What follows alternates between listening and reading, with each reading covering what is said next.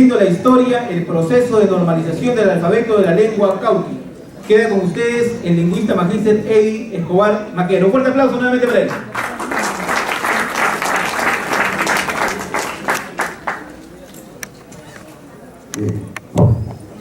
Bien, buenas tardes. En primer lugar, felicitar a Elías Cárdenas por esa capacidad de convocatoria. Y luego también expresarles mi alegría, mi satisfacción por la presencia de cada uno de ustedes, ¿no? En realidad, estar en estos eventos pues implica tiempo, ¿no? Implica sacrificio. Qué bueno tenerlos a todos ustedes. Sin embargo, decir es tan sencillo expresarles esto, pero yo quisiera comprometerlos a visibilizar,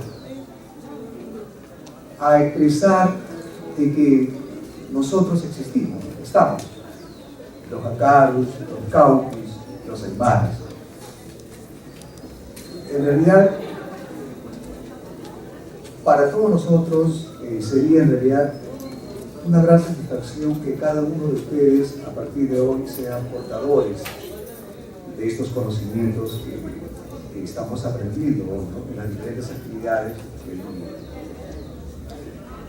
En ese sentido, pues, a mí hay ciertas situaciones que me preocupan, y en ese sentido he iniciado pues, distintas investigaciones a partir del conocimiento de estas lenguas, ¿no? Del aymara, del jacar y del cauqui. Y bueno, qué bonito escuchar esa música de Urpi Eliseo, ¿no? Y mientras escuchaba esa música me transportaba al Tupinachata, a Cachuy, a recordar a todos esos hermanos y decirles que estamos aquí presentes, ¿no? Para manifestarles sus propósitos, sus alegrías, sus perspectivas de vida. Bien, sin más preámbulos, entonces vamos a empezar, pero previamente decirles: el cauqui es una lengua, tal como lo manifestó muy bien a través de esa anécdota de Eliseo. Cuando viajaron a Tuque, inmediatamente comprobaron ciertas afinidades entre el aymara y el jacar. Bueno, eso es indudable, ¿no? Pues tanto el aymara, el jacar como el cauqui son lenguas hermanas que pertenecen a la familia lingüística. Bueno, ahí hay toda una terminología, pero puede ser la familia lingüística Aru para torero, o familia lingüística Jaji para vaca jarma, o familia lingüística aymara, ¿no? Para cerro paladino. Bueno, sin embargo, no vamos a explicar todas esas cuestiones que implican explicaciones lingüísticas, históricas, especialmente sociohistóricas. Bien, entonces nos vamos a ubicar a una actividad específica propugnada desde el Ministerio de Educación, como es los procesos de normalización.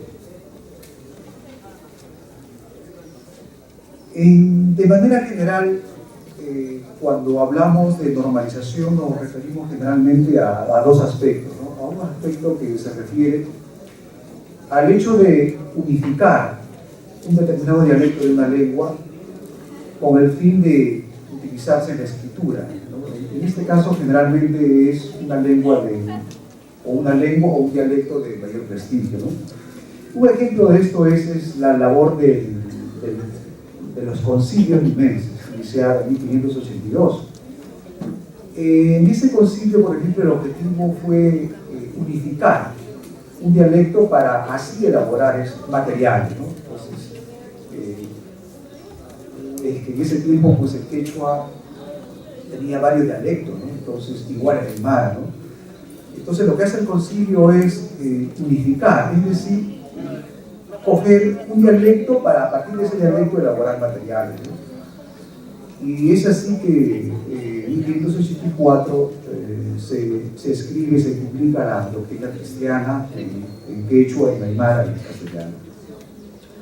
Ahora, la otra aproximación que tenemos sobre normalización es en términos actuales, ¿no? Que la utilizamos como un proceso de participación, pero desde los mismos hablantes de la lengua originaria.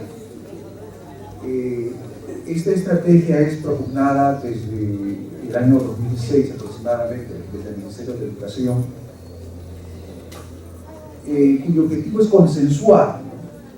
Consensuar, porque es fácil para el Ministerio elaborar un manual o elaborar un alfabeto, y claro, no va a ser posible imponerlo. Entonces, en este sentido tenemos estas dos aproximaciones básicas de lo que es normalización.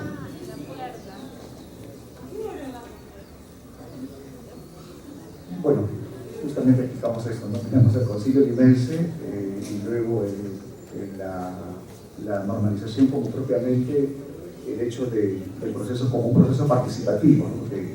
de los pueblos originarios. Bien, pero para contextualizarlos hay que remontarnos un poco a los procesos, a los distintos antecedentes que ocurrieron antes de esta política de estas políticas de educación intercultural bilingüe.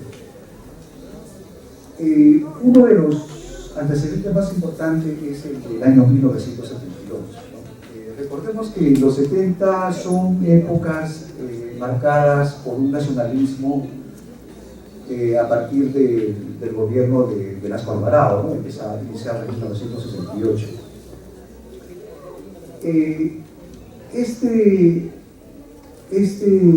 Durante este gobierno, durante este periodo, el año 1972 se crea o se propugna la Política Nacional de Educación Bilingüe. ¿Y qué se caracteriza? En realidad se caracteriza esta política porque se instituye la educación inicial, ¿no? Por primera vez en la historia se instituye la educación inicial. También se instituye la Política Nacional de Educación Bilingüe. Luego tenemos en el año 1989 la Política de Educación Bilingüe Intercultural, ¿no? Cuyo objetivo básico fue hacer que la educación intercultural sea parte de todo el sistema educativo peruano. Posteriormente, la Política Nacional de Educación Bilingüe del año 91 nos va a permitir que estos lineamientos se apliquen a todos los niveles de la educación básica regular de nuestra educación peruana, como también para la formación de docentes.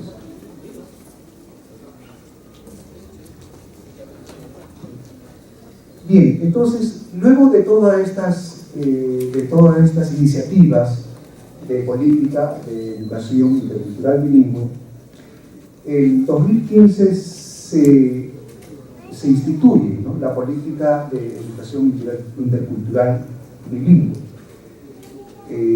Entonces, desde el Ministerio de Educación se propugna que esta forma de educación o este servicio de educación sea parte de no solamente en las comunidades, ¿no?, sino también se instituye en el sistema educativo, ¿no? Entonces, tenemos estos tres tipos de servicios: un EIB de fortalecimiento cultural y lingüístico, un EIB de revitalización cultural y un EIB en ámbitos urbanos, ¿no? Porque si vemos la realidad lingüística, por ejemplo, de nuestra capital, vamos a ver que en muchos distritos hay comunidades aymarantes, hay comunidades quechuahablantes, hay comunidades como los Siquio, por ejemplo, de Cantaragüe.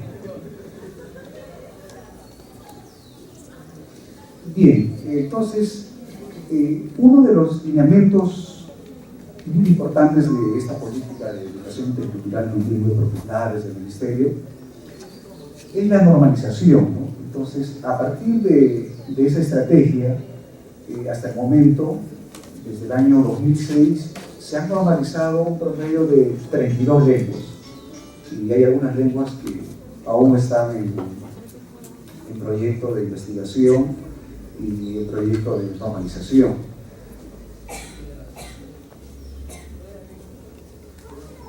Bien, finalmente, todo este trabajo se concretiza o se une en este Plan Nacional de Educación Intercultural Bilingüe, ¿no? Este Plan de Educación Intercultural Bilingüe está proyectado hasta el año 2021, ¿no?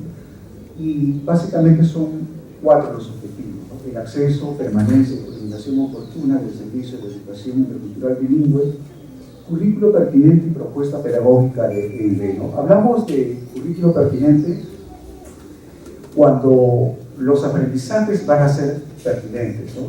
Van a ser significativos, pero estos aprendizajes serán significativos y pertinentes cuando en una comunidad, esa comunidad que habla esa lengua aborigen, se le enseñe en su lengua materna. El otro objetivo es la formación y desarrollo docente y la gestión descentralizada y la participación social.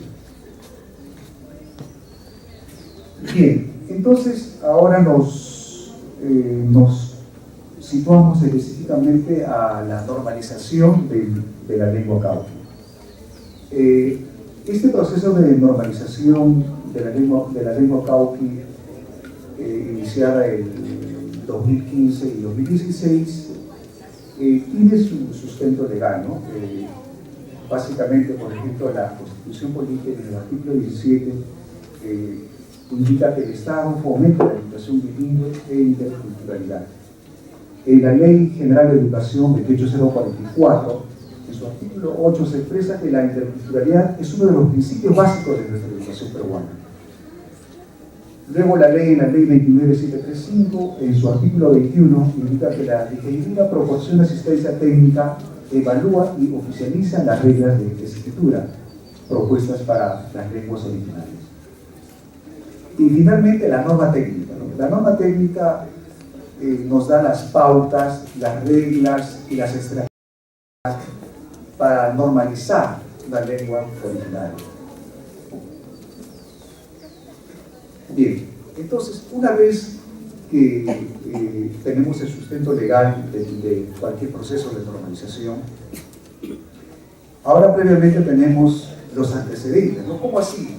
¿Cómo así se inicia el proceso de normalización, ¿no? En realidad, uno de los hitos muy importantes fue la publicación del Documento Nacional de Lenguas Originarias en 2013, ¿no? Entonces, en este Documento Nacional de Lenguas Originarias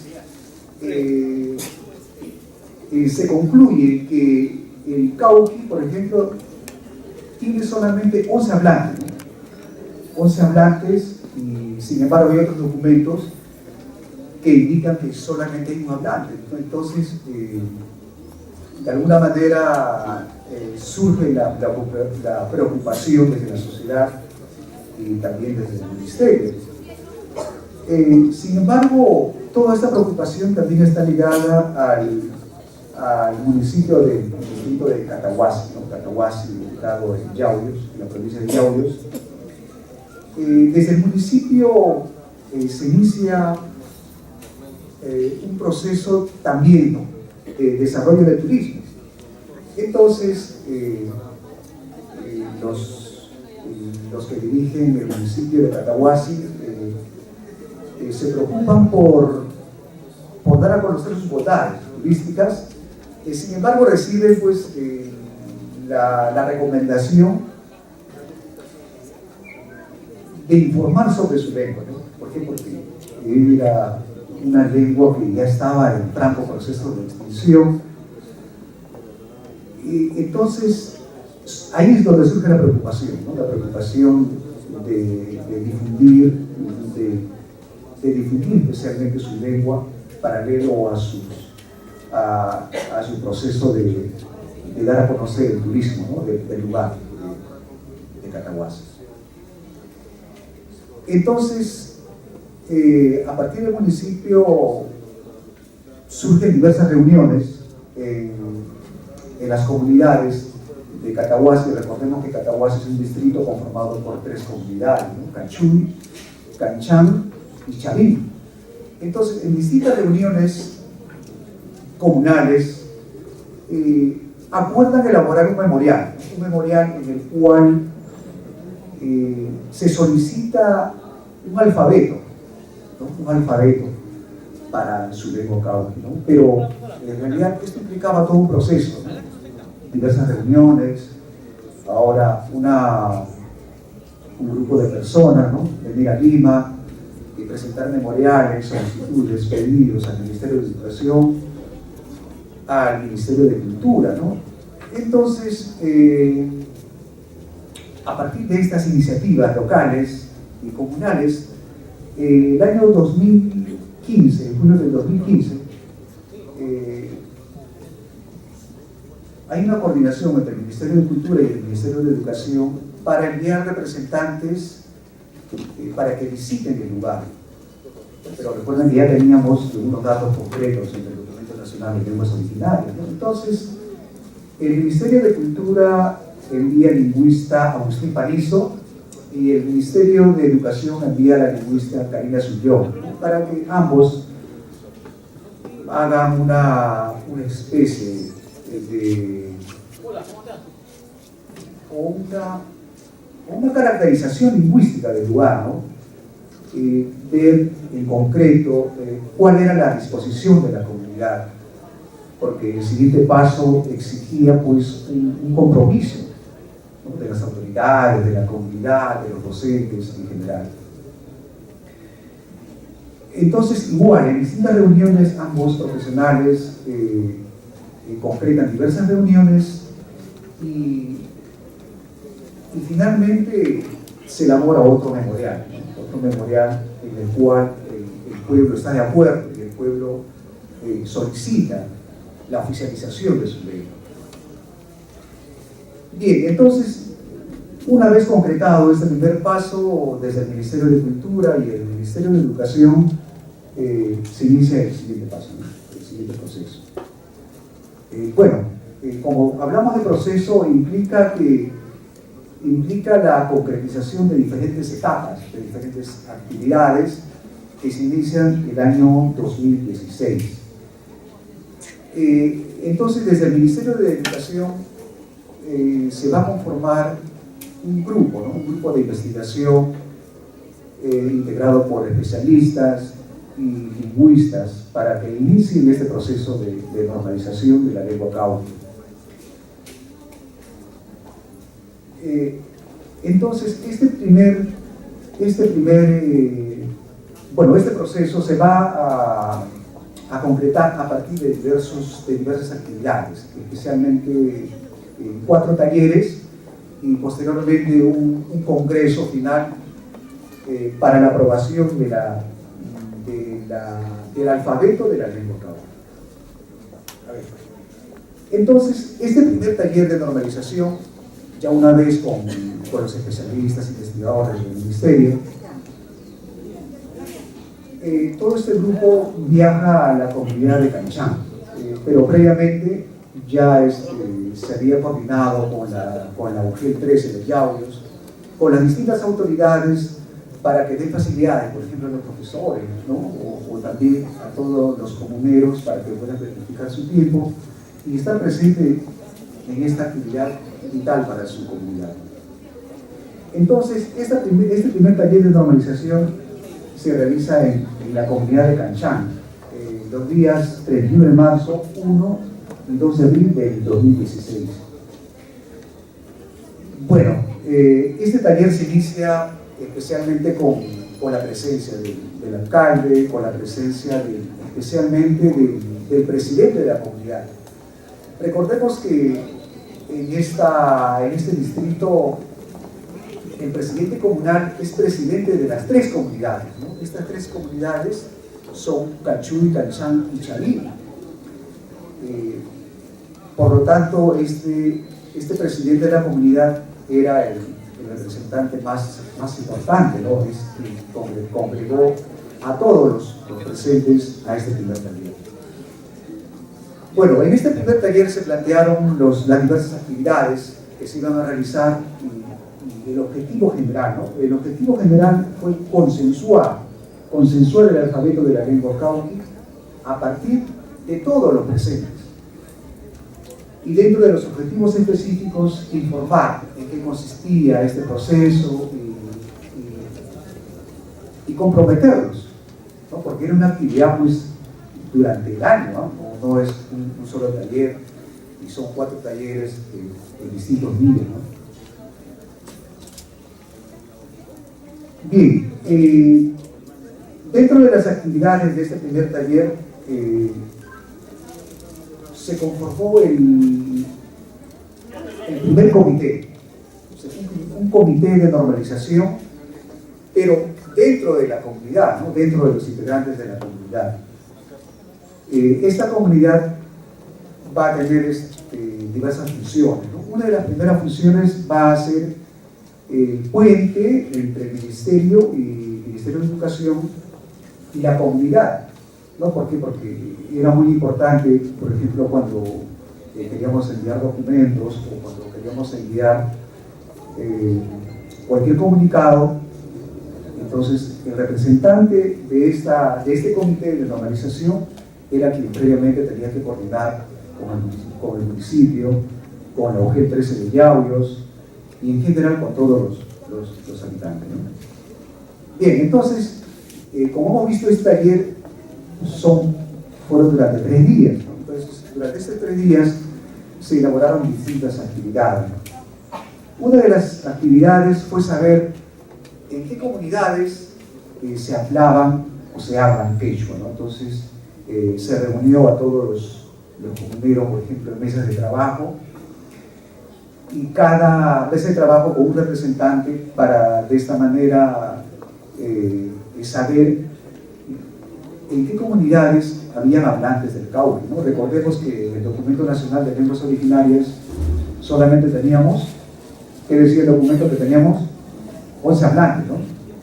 11 hablantes, ¿no? Y bueno, la preocupación era indudable, ¿no? Porque 11 hablantes, y otros documentos que decían que había un hablante, 2, 3 hablantes, entonces era incierto, ¿no? Entonces, justamente una de las actividades era saber las comunidades donde se hablan y quiénes hablaban esa lengua, ¿no? Entonces, como la mayoría de ellos se conocen, entonces fue accesible, ¿no? Conocer los nombres, la edad de cada uno de los hablantes, ¿no? Incluso conocer el nivel de competencia, ¿no? de tales hablantes. Bueno, entonces esa fue una de las primeras actividades, ¿no? Conocer quiénes eran esos hablantes, ¿no? Y a partir de ese taller se elaboró una primera lista de todos los cauquihablantes de las 3 comunidades, ¿no? Es decir, de Canchán, Chavín y Cachú. Y bueno, también se identificó a los sabios cauquihablantes, ¿no? Recordemos que estos sabios cauquihablantes, o no necesariamente cauquihablantes, no pueden ser sabios de cualquier lengua originaria, lengua cultura originaria. Estos sabios son los personajes más representativos, ¿no? Personajes de gran conocimiento cultural, ¿no? Conocimiento cultural también de su lengua, ¿no? En este caso, estos sabios cauquihablantes, después vamos a encontrar que también tenemos cauquihablantes competentes, ¿no?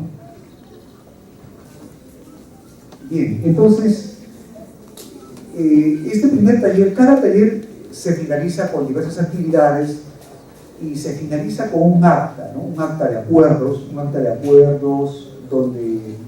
donde se plantean los resultados, ¿no? Que hemos logrado en esta actividad, cómo ha sido la manifestación de los cauquihablantes, y luego nos proponemos qué haremos en el siguiente taller, ¿no? En el siguiente taller, el segundo taller de normalización. Este taller de normalización también se realizó en Canchán los días 2, 3 y 4 de junio del 2016, ¿no?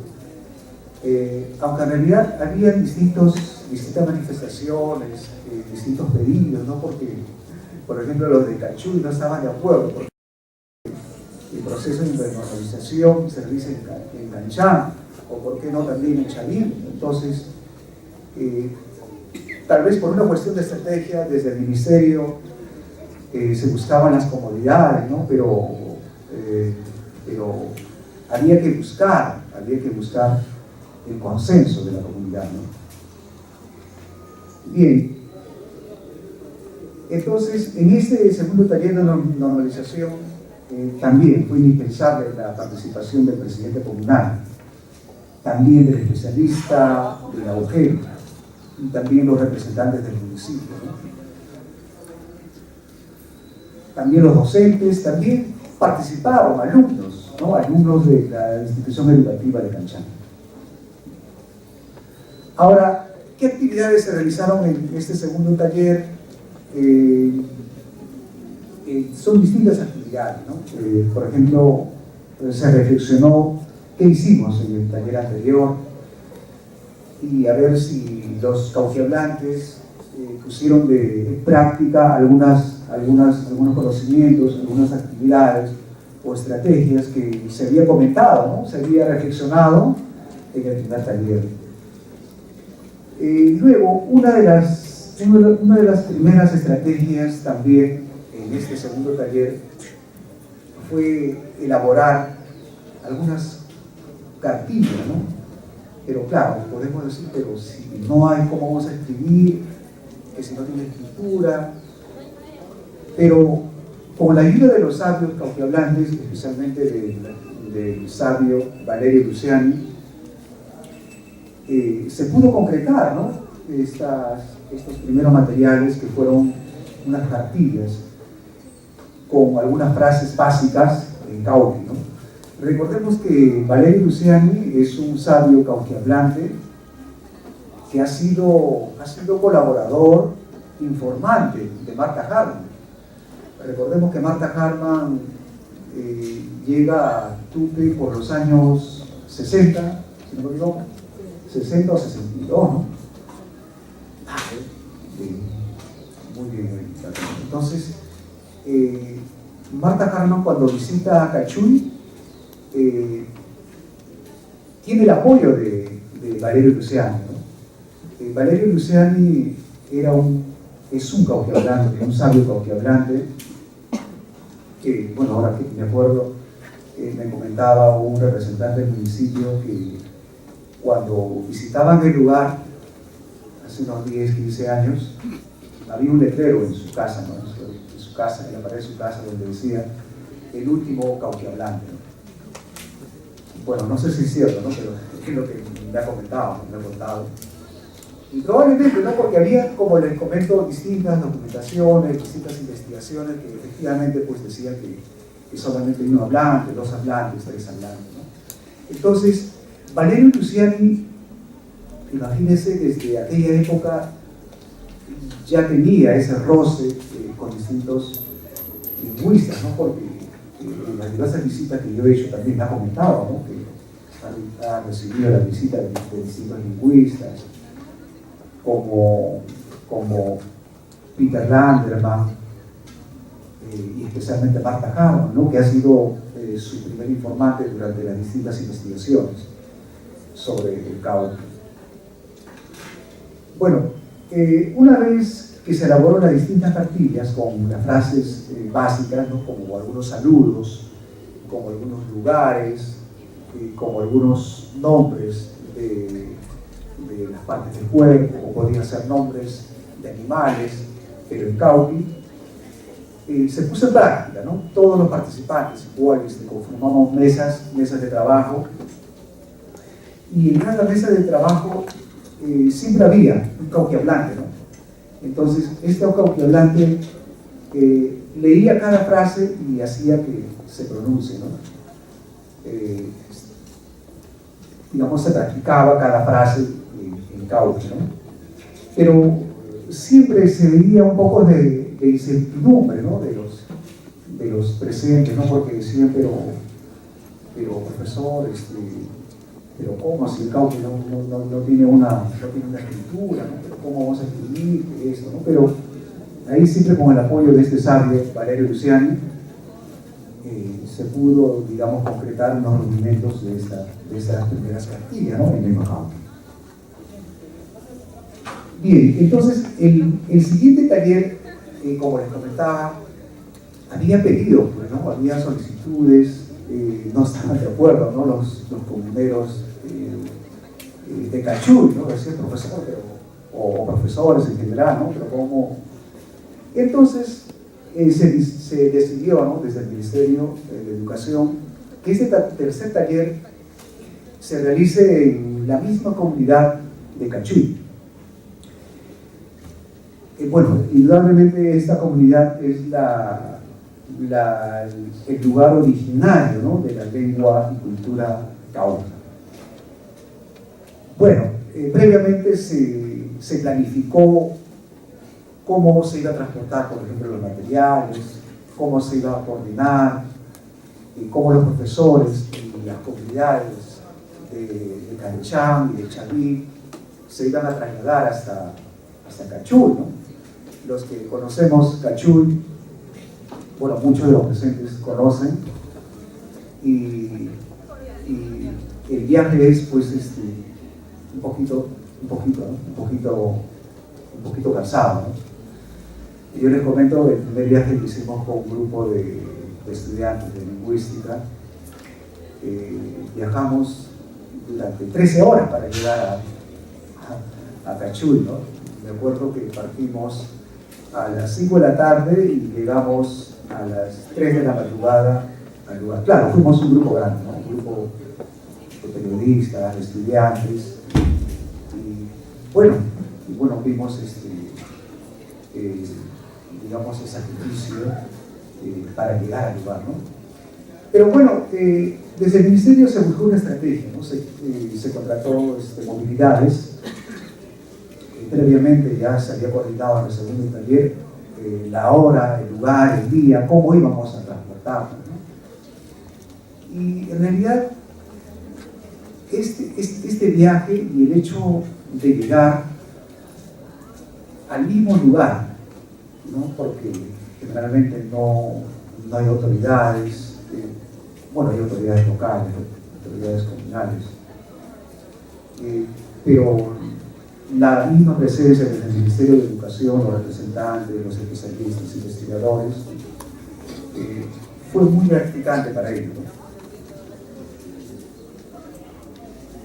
Entonces, una vez concretado el viaje, también fue, digamos, un hecho de felicidad, ¿no? Porque hay muchos sabios que no retornaban a Cachuy ya hace 5 o 6 años, ¿no? Entonces se veía la felicidad, ¿no? De retornar después de 7, 8, 9 años y ver nuevamente a los amigos, ver a la familia y especialmente ver su casa, ¿no? Su domicilio. Pero sobre todo porque justo en esta fecha, en este tercer taller, en este taller que se realizó el 8, el 9 y el 10 de septiembre del 2016, también se celebraba una actividad muy importante, una actividad que es la limpia de acequia del canal de Coluluma, en Cachuy, ¿no? Entonces, bueno, de alguna manera se planificó paralelo a estas actividades de la comunidad para también conocer, ¿no? Y también los especialistas del ministerio o los visitantes conocieran, ¿no? cómo es esta fiesta, ¿no? Cómo es este rito de adoración, este rito de culto, este rito de respeto al agua, ¿no? Porque recordemos que este canal de Turiluma proviene, pues, de un manantial de más o menos de 9 a 10 kilómetros, ¿no? Y es el único canal principal que llega hasta la comunidad de Cachuy. Entonces la reverencia, el respeto, la felicidad de los cauquihablantes es realmente admirable, ¿no? Bien, entonces, una vez hecho todo el sacrificio de llegar al lugar, porque claro, el carro no llega pues hasta el mismo lugar, ¿no? Hay que hacer hasta un determinado punto, ¿no? A ver, ya no me acuerdo del lugar donde llega la movilidad. Ah, ahí está, ¿no? Canto Corral. Pero desde Canto Corral también hay que caminar, ¿no? Un promedio de... Bueno, a buen trote yo creo que se puede llegar a un promedio de una hora y media a 2 horas, ¿no? Claro, nosotros lo hicimos en 3 horas. Siempre me acuerdo, me alegro mucho porque todos los comuneros de Canchán retornaban pues a Cachuy con sus alforjas, ¿no? Y sus alforjas pues llevaban frutas o llevaban productos del lugar de Canchán, ¿no? Para compartir con los familiares de Cachuy, ¿no? Entonces me acuerdo mucho que había algunos ya ancianos, ¿no?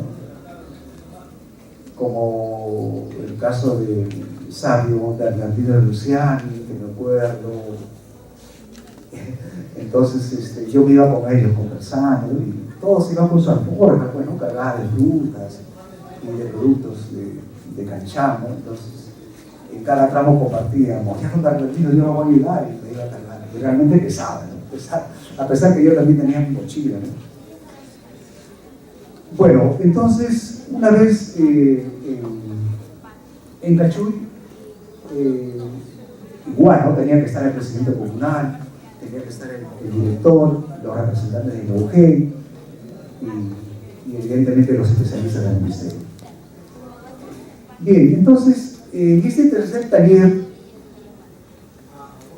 de normalización, ya ahora en Cachuy, ¿no? ¿Por qué? Porque Cachuy pues era ese lugar originario, ¿no? Lo que nos cuentan los comuneros, los campiohablantes, es que a partir de este lugar van a emigrar hacia el río Cañete y se van a conformar estas comunidades de Canchán. Entonces, al emigrar, también emigran, ¿no? con sus conocimientos culturales, emigran con su lengua, ¿no? Bien, entonces, en este tercer taller de normalización en Cachuy, igual, había siempre un objetivo de reflexionar, ¿no? Pero era una reflexión de, bueno, siempre en todos los talleres, bueno, desde mi persona, de buscar la forma cómo empoderarlos, ¿no? Cómo hacer que este cauquehablante se sienta orgulloso de su cultura, de su lengua, ¿no? Entonces, yo recordaba un trabajo de Pedro Villar Córdoba, Arqueología de Lima, publicado en el año 1935, y en una de sus páginas comenta que había un litigio de tierras. Ya había un litigio de tierra, eso fue exactamente el año 1783. Entonces, en 1783 ocurre un litigio de tierras entre Vizcas y Cargo. Entonces, buscan la forma de cómo solucionar este problema de tierras. Entonces, las autoridades buscan testigos, ¿no? Pero estos testigos tenían que ser oriundos del lugar, conocedores de la cultura, conocedores del límite. Entonces, convocan a diferentes testigos y uno de estos testigos va a ser el señor Yalán. A ver, exactamente su nombre es Juan de Dios Rivas Yalán. ¿Ya? Juan de Dios Rivas Yalán. Pero antes que Juan de Dios Rivas Yalán de su manifestación, el padre o el cura y las autoridades, ante el crucifijo, hacen que juramente, ¿no? Antes de decir la verdad, ¿no? Entonces, Juan de Dios Rivas Yalán se manifiesta y se autorreconoce como un indio cauqui, ¿no? Como indio cauqui. Por lo tanto, si reflexionamos y decimos se reconoce como cauqui, podemos deducir que hablaba también la lengua cauqui.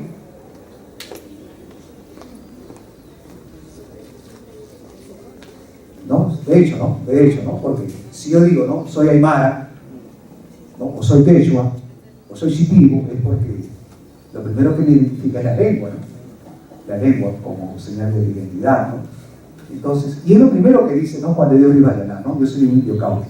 Pero este indio cauqui no era un cauqui cualquiera, ¿no? Era un cauqui descendiente de otros gobernantes canteños. Justamente era descendiente, su abuelo era don Juan Antonio Yalán Amar Minga, quien gobernó en 1661, ¿no? Y es probablemente uno de los personajes que cuando tenía probablemente entre 15 a 20 años o 25 años, él gobernaba Canta, ¿no? Y llegaron los españoles.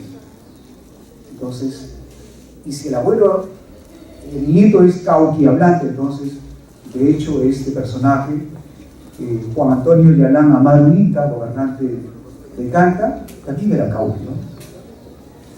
Y en otros trabajos, como por ejemplo Vadillo y Guamán, que hacen un trabajo lingüístico de Carua, también van a recoger algunos topónimos cauquis del lugar, ¿no? Lo que quiere decir, pues, que hasta el siglo XVIII aún se hablaba cauqui en ese lugar, ¿no? En Canta. Entonces, yo siempre en cada taller les comentaba esto, ¿no? Porque de alguna manera, para que vean cuál era el estatus de la lengua cauqui y la extensión de la lengua cauqui, ¿no? Pero claro, este dato no solamente lo dice Pedro Villar Córdoba, pero ya también lo dijo Alfredo Toledo, ¿no? Bien, entonces en este tercer taller en Cachuy, una de las primeras actividades fue presentar ya un primer ejemplo o una primera propuesta del alfabeto. Esta propuesta del alfabeto se elaboró previamente a partir de un estudio fonético-fonológico de la lengua, y a partir de este estudio se planteó una propuesta de este alfabeto, ¿no? Básicamente siguiendo los criterios lingüísticos, un criterio social y un criterio pedagógico. Ahora, una vez concretado este ejemplar del alfabeto, se puso a disposición, ¿no? A debate de los presentes. Recordemos que durante este taller siempre estuvieron presentes docentes, profesores cauquihablantes. En realidad, durante estos talleres comprobamos que hay 12 profesores cauquihablantes. Y de estos 12 profesores están registrados en el UGEL 13 de Yaule. Entonces, estos profesores, de alguna manera, algunos de ellos ya habían participado, habían estado en Tupi, ¿no? Entonces, conocían cómo era la aplicación, o cómo funcionaba la educación intercultural bilingüe en Tupi, ¿no? Entonces, estos profesores, pues, nos hablaban con su práctica, ¿no? Nos hablaban con su práctica, con su conocimiento desde el ámbito educativo, y obviamente que se daban cuenta, por ejemplo, cuál grafemo, cuál letra era la más accesible, cuál letra era la más práctica, ¿no? Entonces, como siempre desde el Ministerio se trabajó sobre la base del consenso, indudablemente ese día fue un día de debate, ¿no? Muchos profesores y muchos también comuneros, ¿no? Como el sabio Valerio Luciani, bueno, presentaron sus observaciones, ¿no?, a partir de su propia experiencia. Sin embargo, lo que primó no solamente es el criterio, o desde los especialistas del ministerio, ¿no?, digamos, los criterios lingüístico, social y pedagógico, sino lo que primó fue la experiencia de los profesores. Porque la experiencia de los profesores nos indicaron que ciertos grafemas eran o podían ser, digamos, los más prácticos, ¿no?, y los más accesibles. Pero bueno, ese día fue un día de debates. Bueno, no se pudo, bueno, al menos concretar ese día, ¿no?, pero se dejó a disposición de la comunidad, y la comunidad tenía que reunirse para el siguiente taller y elaborar un memorial de acuerdo, ¿no?, con esta propuesta del alfabeto. Bien, entonces, el cuarto taller sí, ya bueno, luego de esa maravillosa experiencia en Canchul, luego de conocer las diversas actividades de la línea Acequia, el cuarto taller se desarrolló en Canchán, ¿no?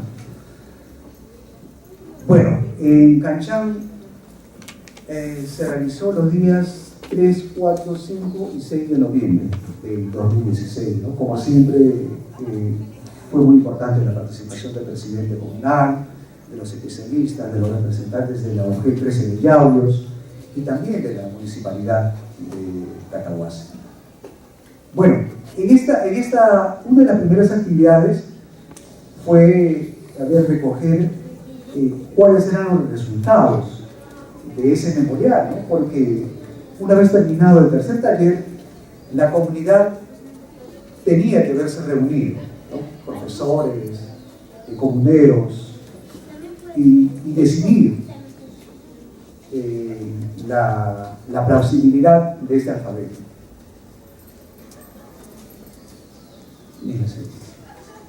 Bueno, entonces, una de las primeras actividades fue elegir una mesa directiva, ¿no? Entonces, esta mesa directiva, bueno, ya no participó el ministerio. Una vez en el taller, esta mesa directiva tuvo que coordinar con los presentes para presentar ya ese memorial, ¿no? Pero bueno, nuevamente fue un día de debate. Finalmente se acordó, ¿no?, la comunidad entera. Evidentemente había observaciones, ¿no?, había muchas observaciones, pero en general la comunidad se manifestó de estar de acuerdo, ¿no?, con la propuesta del alfabeto. Y bueno, en ese mismo cuarto taller se eligió una comitiva para concretar el congreso, ¿no?, el siguiente congreso, que era el congreso final de normalización de la lengua. Bien, entonces, una vez ya llegado a este consenso, se realizó el congreso, ¿no? Este congreso de normalización realizado los días 25, 26 y 27 de noviembre. Asistió la directora, Nora Delgado, del Ministerio de Educación, y diversos especialistas, representantes. También estaba invitado Peter Landerman, el lingüista Segura, de la Católica. Segura, ¿ves? Gonzalo, ¿no? Gonzalo Segura. Bueno, también el especialista de especialistas del ministerio, ¿no? Bueno, en realidad el objetivo de este congreso fue de alguna manera celebrar, ¿no?, celebrar el acuerdo, celebrar la coordinación, celebrar todo el esfuerzo que se había hecho durante el año.